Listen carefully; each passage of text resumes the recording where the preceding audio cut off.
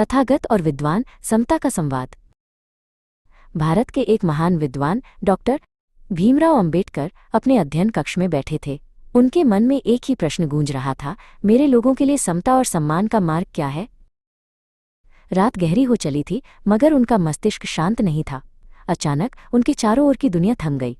किताबों की दीवारें पिघल गईं और वो एक शांत हरे भरे उपवन में खड़े थे। उपवन के बीचों बीच एक बोधि वृक्ष के नीचे उन्हें एक शांत अलौकिक आकृति दिखाई दी, भगवान बुद्ध। उनका मुखमंडल करुणा और ज्ञान से दमक रहा था। डॉक्टर अंबेडकर ने हाथ जोड़कर प्रणाम किया। बुद्ध ने कोमलता से आंखें खोलीं और मुस्कराए। बुद्ध बोले, हे ज्ञान के खोजी, तुम किस पीड़ा का हल खोजने आए हो?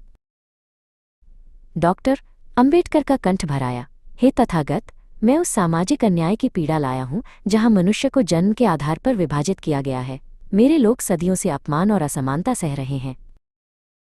मैं एक ऐसा धर्म चाहता हूं जो तर्क पर आधारित हो, जो मनुष्य को मनुष्य माने और जो स्वतंत्रता, समानता और बंधुत्व सिखाए। डॉक्टर अंबेडकर ने अपनी बात समाप्त की। बुद्ध ने शांति से उत्तर दिया, मनुष्य की पीड़ा, हे भीमराव, केवल सामाजिक नहीं, सार्वभौमिक है। ये तृष्णा, इच्छा और अज्ञान से उत्पन्न होती है।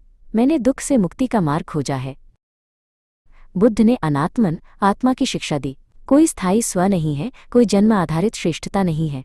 सभी प्राणी एक समान हैं, करुणा के पात्र हैं। सम्यक दृष्टि ही इस अज्ञान को दूर करती है।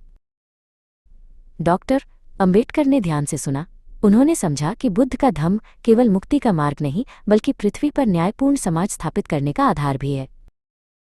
उन्होंने तर्क और करुणा के संगम को देखा। आपका धम्म तथागत प्रज्ञा बुद्धि को सबसे ऊपर रखता है, जो अंधविश्वास और रूढ़िवाद को नष्ट करता है। यही वो मार्ग है। बुद्ध का मुखमंडल और भी अधिक दमक उठा। तुमने सही पहचाना, हे विद्वान। मेरा धम्म एक परिवर्तन का चक्र है, जो व्यक्ति और समाज दोनों को शुद्ध करता है। यही वो करुणा है जो समता लाती है। उपवन धीरे धीरे गायब हो गया।